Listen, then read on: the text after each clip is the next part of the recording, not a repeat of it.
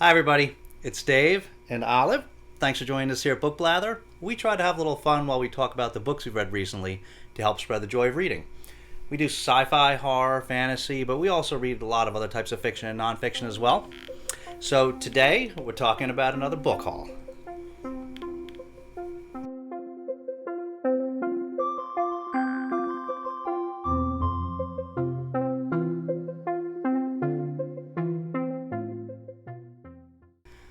All right, so this is our second trip to this place. This book haul we did at a used bookstore in Woodbury, Connecticut. So about 6 months ago now, in the winter, we had gone here, and it was an unexpected surprise.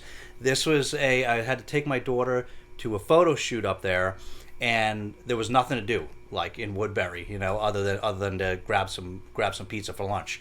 So I had hours to kill, and so the only bookstore in the near vicinity was this place called the Book Cellar, and it's actually connected to the Woodbury Library. So I thought it was going to be a bust, just like with Overflow, but it was actually a hit, despite the fact that it was small, I got a bunch of nice finds there. So lo and behold, my daughter had to do another photo shoot up there, so we just went. This was a few weeks ago now, so realized we're about to go to another big book fair this weekend, so we realized we had to get this haul up because we're about to do another one. So, and we struck gold again. So this place, you can get a little bit of a view of it here. So this is where we're coming up on the library. And when we go around the back here, you can see it's kind of tucked here in the back, in the parking lot. And it's just a small little place, barely noticeable if you're not actually looking for it. Now, if you recall from the last time we went here, when it was the only time this ever happened to us, we asked, if we, like we always do, if it was okay if we take a little video inside. And the guy actually said no. That's never happened to us before. And so, the guy was actually very nice, except for that he wouldn't let us take video in there. And I don't know what the issue is. So, like last time, I'll put this picture up just so you can get an idea of what it's like on the inside.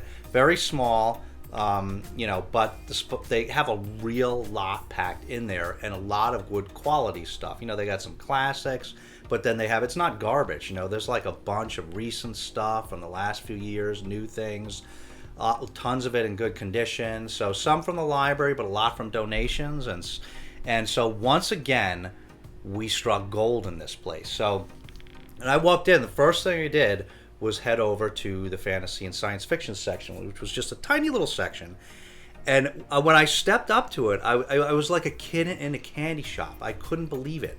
There was just, I was literally like looking at the shelf going, oh my God. Like I was literally whispering to myself like, oh my God, oh my God, oh my God. And just grabbing all these things one after another off the shelf right next to each other. And so, we, if you watch this channel, that we do, only a few years ago we started reading in earnest again. So, and we're slow readers. So there's a lot of great books out there in recent years, and we're totally playing catch up. We're really behind on a lot of stuff. So there are a lot of things that, a lot of people in the community have read already that are still on our TBR. So, and we just found one after another of those. So I'll jump right into it. So the first one that we've been that's been on our list for a while is The Three-Body Problem by Cixin. So this is a widely acclaimed science fiction novel. This is the first in a series, the Remembrance of Earth's Past, I think, and this is called The Three-Body Problem because this is when we're waiting for an alien invasion that we know is coming from some other intelligent species that is very far away I think they have their Earth-like planets are part of like a three star system. So the planets keep getting mixed up and moved around, and it's very dangerous, and so they're on a path to destruction, I think, and so now they're on the way to us. But apparently deals with a lot of like really cool concepts, because what happens when you have an alien race that is so far advanced, and they're just their ways of thinking and their science and their ways of warfare are just like not even imaginable to us. And so this came out in 2006 in Chinese originally, of course, and then it was translated by Ken Liu in 2014. I think this was originally serialized actually before 2006, and then it was turned into a novel. And so was that right? Yeah, I think around 2006 it was serialized in a science fiction magazine, and then like a year or two later it was turned into novel form. 2014 it was translated into English, and I think in 2015 it won the Hugo. And so this is part of a trilogy, and supposedly the whole trilogy is phenomenal. So we can't wait to dig into this one. That like totally messed up our soon to be read list, because we're going to jump into that pretty soon. We're pretty excited about that one. Okay, the next one that was on our TBR that we haven't read yet, only because we're so far behind, is The Fifth Season by N.K. Jemisin. And this is sort of from what I understand, a combination. So with all these, I only know so much about them, so I don't have too much to say about each. But this also part of a trilogy, the Broken Earth trilogy, and this is a mix between fantasy and sci-fi, where there's a planet that just has like one supercontinent, that every couple of hundred years or something, like every so often goes through some kind of catastrophic changes and totally just wreaks climate catastrophe and basically turns the world on end. And there's some people that a certain type of people that are able to control energy, from the earth and temperature, and then there are other people that have been enlisted to try to control them, because while they can do good, they can also do great harm. So yeah, it's the whole trilogy is widely acclaimed. If you not already familiar with this won the Hugo in 2016, and the two subsequent books each, I think it was the first series to do this, where all three books won the Hugo Award. So really excited to get into this one as well. Okay, and then the next one we got is the first two books in the Long Price Quartet. There are 4 books in this series, and the first 2 are in this volume, which is called Shadow and Betrayal, because I think each of them is a little bit on the shorter side. And so this is the first 2 books are A Shadow in Summer and A Betrayal in Winter.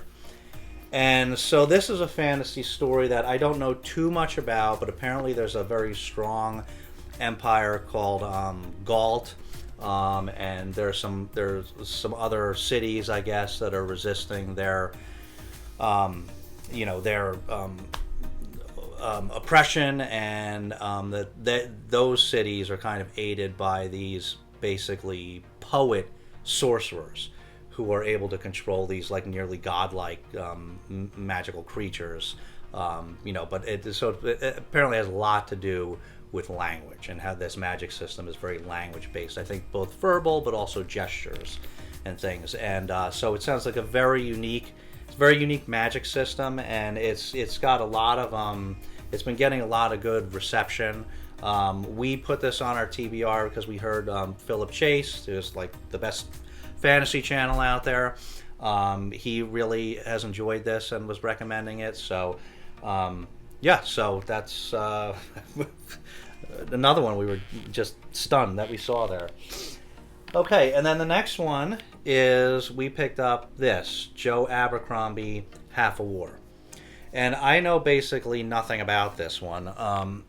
I actually grabbed this because I thought it was. So we picked up Joe Abercrombie's The Blade Itself from the first, the first book in that trilogy, The Blade Itself, which we're hoping to read later this year because everybody's been talking about it.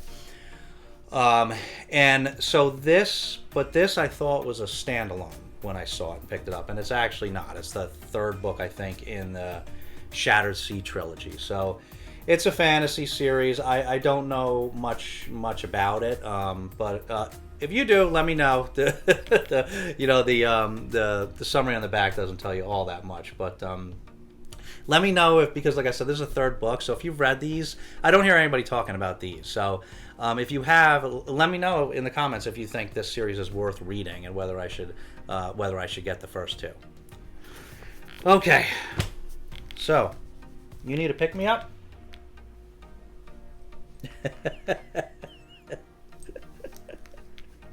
A little early for Olive. We can't go too early or too late, or then she peters out. So, okay. Then the next one we got was this chunker, Drood by Dan Simmons. I don't know if we will ever get to this, but it was just such a nice hardcover volume that was so cheap. This was it was $1 or $2. So we couldn't pass it up, but. This has been out for a while. This was published in 2009. And this is, I don't know too much about it, but this is basically a story that is somewhat about Charles Dickens, and I think one of his contemporary rival writers. But it basically tells the tale of he's on a train ride home with his mistress, and there's an accident. The train goes off the rails and into a ravine, and like all the train cars get destroyed except for his, I think. And he goes down into the ravine. And what he sees down there, like, basically changes his life. And so this is kind of a story about what happened in the last couple years of his life when he was writing. What was these? The Mystery of Edwin Drood, which was his last unfinished novel. And this tells a story about what happened to him during that, I don't know, 4 or 5 years, something like that, and where he became sort of obsessed with like cemeteries and started frequenting the underbelly of the city and just started becoming more like, I think, of a dark and brooding individual. And so this is supposedly a fictional story, but supposedly based on real autobiographical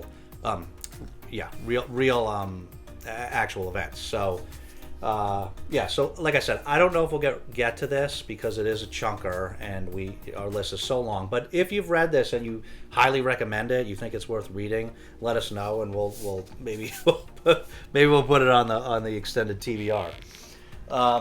Okay, and then we picked up this book. The Liar's Dictionary by Eley Williams. And I think this is one of those books for book lovers. I hadn't heard of it before, but it looked interesting. This just came out in 2020. And this is about, it's about two different individuals. One at the end of the 19th century that was working for a publisher that wanted to, contribute his own, what would you call it? His own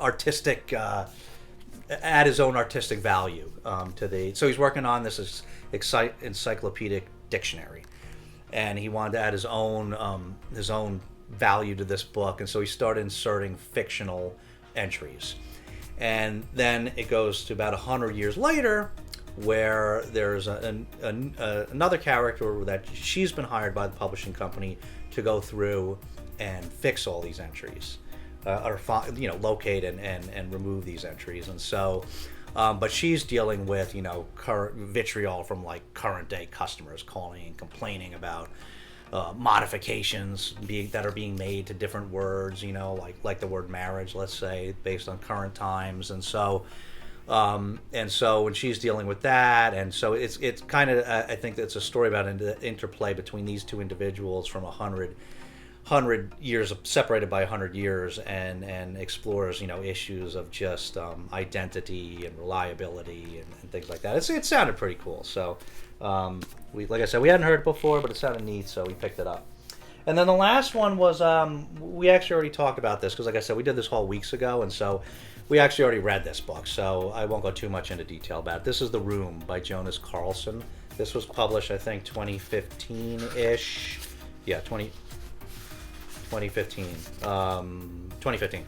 And so this was a cool story. It was like weird fiction. This was about a guy that He's a little eccentric but very focused on his career, and he enters a new office building, and he's a little awkward socially, so he can't interact with the other people that well. But he discovers a secret room, and he's able to just do, back like behind the bathroom in the elevator, and he's able to do like some real hardcore work there, and so and he gets some accolades for the quality work that he does, and it explores a lot about just perception and reality and politics in a sort of just hypothetical no-name workplace, and so this was really good. Like I said, I already read it, and it was really good. Definitely worth reading in a short read. So okay, so that's it. That was the book haul. Like I said, we're going to another really big. So this weekend we're going to a book fair that we go to every summer. It's like a multi-day affair. It is one of the biggest book fairs in New England, period. And so we always come back with a nice stack from that. So look out for that book haul coming soon. Okay, so if you've read any of these or you have any other comments about them, please don't be bashful about leaving us a comment below. If you don't want to say anything substantive, leave Olive a puppy emoji. She always likes to see those. If you like this video, please give it a thumbs up and hit that subscribe button along with the notification bell so that you get notified the next time Olive says it's okay to upload another video. Thanks so much for watching. Take care of yourselves and each other, and we'll see you next time.